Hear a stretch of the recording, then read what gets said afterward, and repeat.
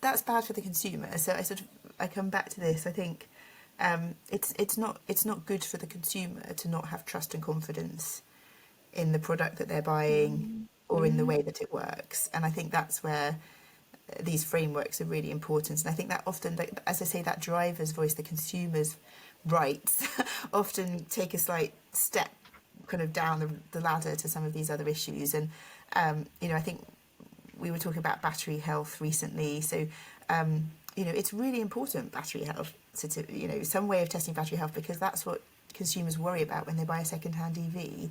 Exactly. But just waiting for the UN standard that's going through at the moment, which, I don't know how long it's going to take, and sort of had a few conversations with a few people, but just waiting for that probably isn't good enough right now, because we're only 5 years away from the 2030 date. People are interested in buying these cars, but as all the kind of surveys coming out say, they're just not quite ready to take that leap of faith. Accessing the second-hand market is absolutely critical for that.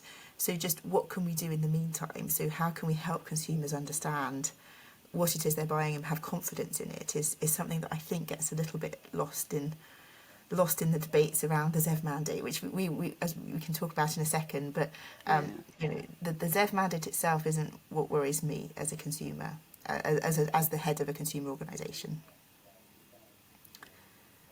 I was going to say, actually, just going back to what you said about consumers and the pecking order, I totally agree there.